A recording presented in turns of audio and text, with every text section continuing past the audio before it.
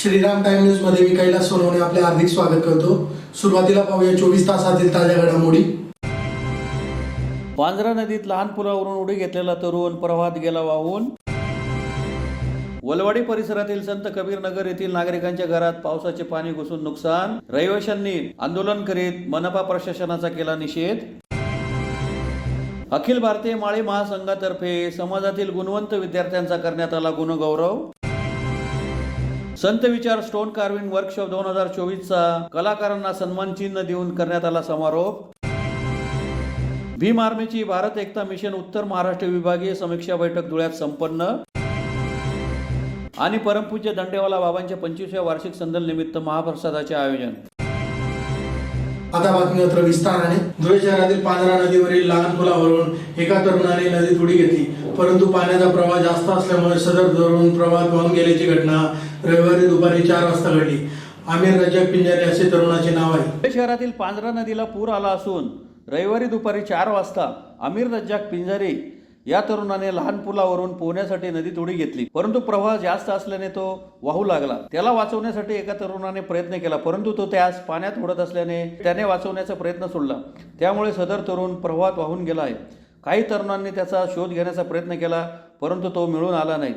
आमिर याच्या मागे पत्नी, आई आणि 2 लहान मुलं असा परिवार आहे। धुळे शहरातील वलवाडी परिसरातील संत कबीर नगर येथील नागरिकांच्या घरात पावसाचे पाणी घुसून मोठे नुकसान झाले आहे। संतप्त रहिवाशांनी रस्त्यावर साचलेल्या पाण्याच्या तळात उभे राहून आंदोलन करीत मनपा प्रशासनाचा निषेध केला। धुळे शहरातील वलवाडी येथील संत कबीर नगर परिसरात गेल्या 3 दिवसापासून सुरू असलेल्या मुसळधार पावसामुळे रहिवाशांच्या घरात पाणी शिरून रहिवाशांचे नुकसान झाले। यामुळे परिसरातील नागरिकांनी पाण्यात उतरून मनपा प्रशासनाचा निषेध केला। संत कबीर नगर परिसरात गटारी नसल्याने नागरिकांना अनेक समस्यांना सामोरे जावे लागत आहे। गेल्या 3 दिवसांपासून शहरात जोरदार पाऊस सुरू असल्याने परिसरात पावसाचे पाणी तुंबले असून नागरिकांच्या घरात पाणी घुसून नुकसान झाले आहे। याबाबत नागरिकांनी गेल्या अनेक वर्षापासून मनपा प्रशासन, आमदार, स्थानिक नगरसेवक यांना रस्ते गटारी होण्यासाठी वेळोवेळी निवेदने दिली।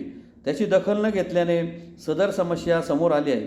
त्यामुळे स्थानिक नागरिकांनी पाण्यात उभे राहून आंदोलन करीत मनपा प्रशासनाचा निषेध केला। यावेळी शरद दुसाने, विशाल सोनार, संजीवनी दुसाने, अरुण जाधव, वेणुबाई जाधव, प्राध्यापक SB खैरनार, संगीता खैरनार, चंद्रकांत कंखर, जीवाऊ धनगर, अरुणा धनगर, शंकरराव थोरात आदी उपस्थित होते। आमच्या कॉलनी परिसरामध्ये हा महापुराचा म्हणजे प्रसंग दिसत आहे तुम्हाला। आम्ही सर्व कॉलनी मिळून सगळे बहिष्कार टाकणार आहोत। विधानसभेमध्ये मतदान देणार नाही, नगरपालिकेला पण मतदान करणार नाही, कुठल्याच याच्यात आम्ही आता मतदान करणार नाही, कारण आमच्या समस्या सुटल्या जात नाही। आम्ही आमचे लहान लहान मुलं घरामध्ये आजारी पडलेले आहे, आम्ही दवाखान्यात सुद्धा त्यांना घेऊन जाऊ शकत नाही। आमच्याकडे दूधवाला येऊन नाही राहिला। आम्ही बिन चहाचे 2 दिवसापासून घरात बसलेलो आहोत। आम्हाला निघता येत नाही, कारण साप, विंचू सगळे जनावर असे येऊन राहिले आहेत आमच्या घरांमध्ये। विषारी सर्प येत आहेत, तर आम्हाला इतके धोकेदायक आमचं जीवन झालेलं आहे।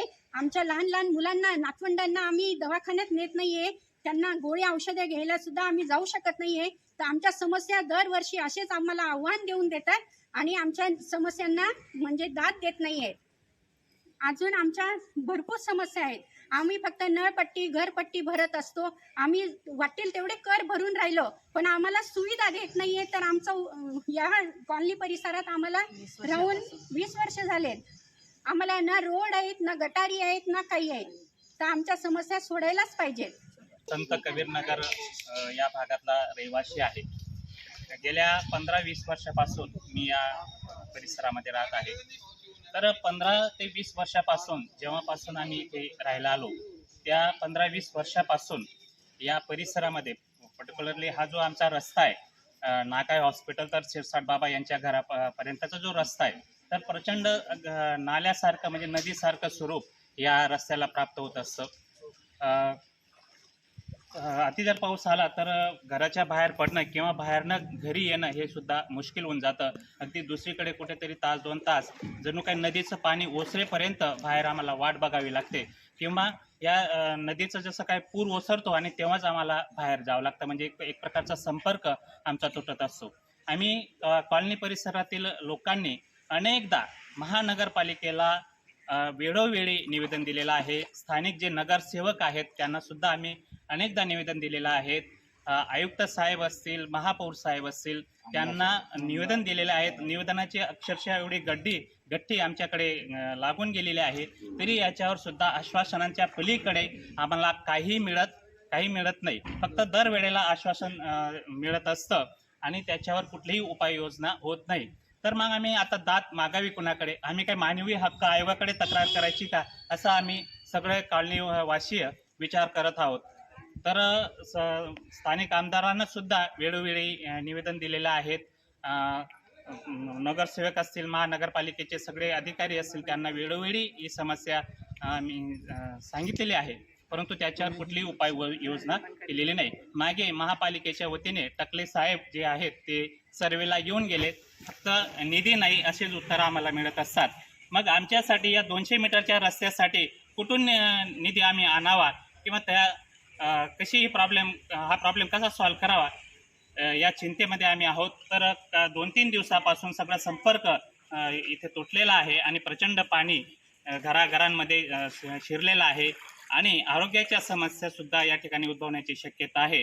त्याच्यामुळे माझं विनंती आहे सगळ्या पदाधिकाऱ्यांना, केंद्रामध्ये त्यांना ही समस्या गांभीर्याने घेऊन लवकरात लवकर याच्यावर तोडगा काढावा अशी मी सगळ्या कॉलनीच्या वासियांच्या वतीने विनंती करतो. अखिल भारतीय माळी महासंघ धुळे महानगर व तालुक्यातर्फे समाजातील गुणवंत विद्यार्थ्यांचा गुणगौरव सोहळ्याचा कार्यक्रम कानुश्री मंगल कार्यालय येथे रविवारी मोठ्या उत्साहात संपन्न झाला. अखिल भारतीय माळी महासंघ धुळे महानगर व तालुका यांच्यातर्फे समाजातील गुणवंत विद्यार्थ्यांचा गुणगौरव सोहळा पांझरा नदी किनारील कानुश्री मंगल कार्यालय येथे विलास पाटील यांच्या अध्यक्षतेखाली रविवारी संपन्न झाला. यावेळी सुमारे 150 गुणवंत विद्यार्थ्यांचा गुणगौरव करण्यात आला.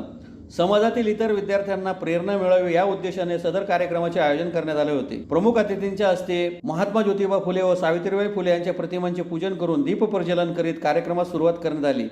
त्यानंतर MPSC, UPSC अशा विविध ठिकाणी निवड झालेले तसेच 10वी व 12वीत चांगल्या गुणांनी उत्तीर्ण झालेल्या विद्यार्थ्यांचा प्रमुख अतिथींच्या हस्ते सन्मान करण्यात आला. यावेळी RK माळी, डॉक्टर सुशील महाजन आदींनी मनोगते व्यक्त केली. या प्रसंगी RK माळी, डॉक्टर सुशील महाजन, हिलाल माळी, तारका विवरेकर, भारती माळी, गंगाधर माळी, संभाजी पगारे, बापू कलाने, शंकर कलाने, वासुदेव देवरे, रवींद्र बिराडे, हनुमंत वाडेले, संतोष माळी, हरिश्चंद्र रेंडे, राजू तावडे, ज्ञानेश्वर महाजन, सुरेश जाधव, श्याम माळी, गुलाब माळी, ॲडव्होकेट सुनील रोकडे यांच्यासह समाज बांधव मोठ्या संख्येने उपस्थित होते. माळी समाजातील गुणवंत विद्यार्थ्यांसाठी अखिल भारतीय माळी महासंघ धुळे जिल्हा एक दरवर्षी आम्ही हा कार्यक्रम आयोजित करीत असतो.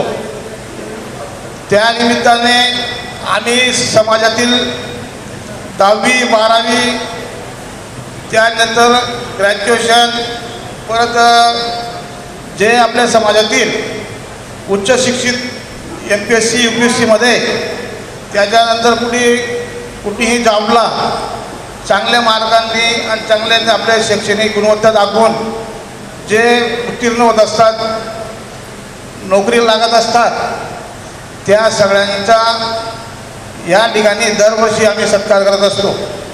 जेणेकरून सत्कार करण्याचे एकच उद्दिष्ट असतो की समाजातील जे विद्यार्थी आहेत ज्यांची गुणवत्ता आहे आपल्या पूर्ण धुळे जिल्ह्यामध्ये पूर्ण माळी समाजापर्यंत पोहोचवणं आणि प्रत्येकाच्या कुटुंबातील कुठल्या गावातील आपल्या समाजाचा मुलगा काय करतोय आणि शैक्षणिक क्षेत्रामध्ये त्याने काय त्याचा दर्जा उंचावलेला हे सगळ्यांना माहीत असतं. त्याच्याकरता त्या बाकी आपला हेतू असतो आणि त्या निमित्ताने पूर्ण समाज या कार्यक्रमात एकत्र येऊन प्रत्येकाचा परिचय होत असतो. आता नेते आपले मानस सचिव, माजी राष्ट्रीय अध्यक्ष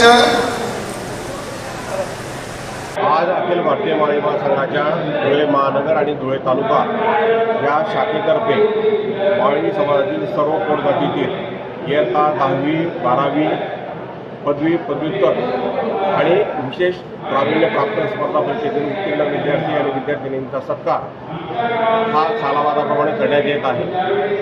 आजचं वैशिष्ट्य असं आहे की आमच्याकडे 30 गुणवंत विद्यार्थी विशेष प्रावीण्य प्राप्त केलेले इथे त्यांचा सत्कार करण्यात आला. तसेच 200 विद्यार्थी हे गुणवंत म्हणून आम्हाला या ठिकाणी मिळालेले आहे. माझा स्वतःचा हा उपक्रम 1992 सालापासून मी धुळे शहर आणि जिल्ह्यासाठी सुरू केलेला होता आणि बघता बघता आज याला 30-35 वर्ष झालेली आहे. पूर्ण धुळे आणि नंदुरबार एकत्र असताना सुद्धा आम्हाला त्या काळामध्ये 100 मुलं मिळत नव्हती. आज माळी समाजाची गुणवत्ता निश्चितपणे वाढलेली आहे आणि एक वैशिष्ट्य असं आहे की MPSC UPSC क्रॅक करणारी मुलं पण माळी समाजामध्ये मिळालेली आहेत. डॉक्टर होत आहेत, PSI मुली आमच्याकडे समाजामध्ये होत आहेत. मागच्या वर्षी एका मुलीचा सत्कार केला, यावर्षी पण एका मुलीचा सत्कार केला. मागच्या वर्षी एक UPSC क्रॅक केलेला विद्यार्थी आम्हाला मिळाला होता. तर हळूहळू काय असेल माळी समाजाची शैक्षणिकदृष्ट्या प्रगती होत आहे आणि त्यांचा सत्कार करण्याची संधी आम्हाला सगळ्यांना होत आहे. या सगळ्या काळामध्ये आमच्या धुळे जिल्हाध्यक्ष RK दादा, धुळे महानगर प्रमुख श्री राजेंद्रजी रेंडे, काशीनाथजी माळी आणि आमची सगळी टीम या ठिकाणी जे काही पदाधिकारी आहेत ते सगळे पदाधिकारी सहकार्य करत आहेत आणि या माध्यमातून एक चांगला उपक्रम मी या ठिकाणी करतोय. धन्यवाद. धुळे शहरातील SSUPS स्कूल ऑफ आर्ट येथे समृद्ध फाउंडेशन मुंबई व स्कूल ऑफ आर्ट धुळे यांच्या संयुक्त विद्यमाने आयोजित संत विचार स्टोन कार्विंग वर्कशॉप 2024चा शनिवारी कलाकारांचा सन्मान चिन्ह देऊन समारोप करण्यात आला. धुळे शहरातील SSUPS स्कूल ऑफ आर्ट येथे समृद्ध फाउंडेशन मुंबई व स्कूल ऑफ आर्ट धुळे यांच्या संयुक्त विद्यमाने आयोजित संत विचार स्टोन कार्विंग वर्कशॉप 2024चा शनिवारी कलाकारांना सन्मान चिन्ह देऊन समारोप करण्यात आला. आपल्या महाराष्ट्रात संतांची परंपरा ही खूप मोठी आहे. आपल्याला संतांनी जीवन जगण्यासाठी जो संदेश दिला आहे तो आपल्या संस्कृतीशी, परंपरेशी व संस्कारांशी निगडीत आहे.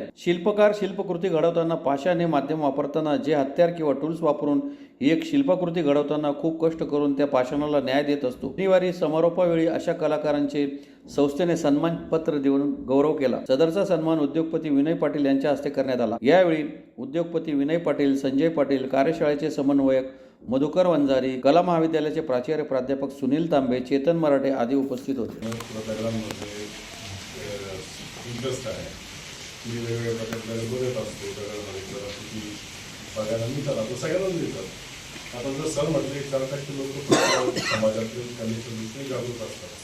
आता कदाचित ते जागरूक लोकांचे ते आहे म्हणून कुठे गेलो तर ती तिथं कलाकृती असेल तर त्याच्यामध्ये आपोआप त्याच्यात खूप स्वारस्य तयार होतं. आपण बघतो कुठे गेलो तुम्ही आज इथून निघाला आणि घरी पोहोचला दुराला कुठे राहता तर तुमच्या नंतर तुम्हाला 4 ठिकाणी कलाकृती बघायला मिळते.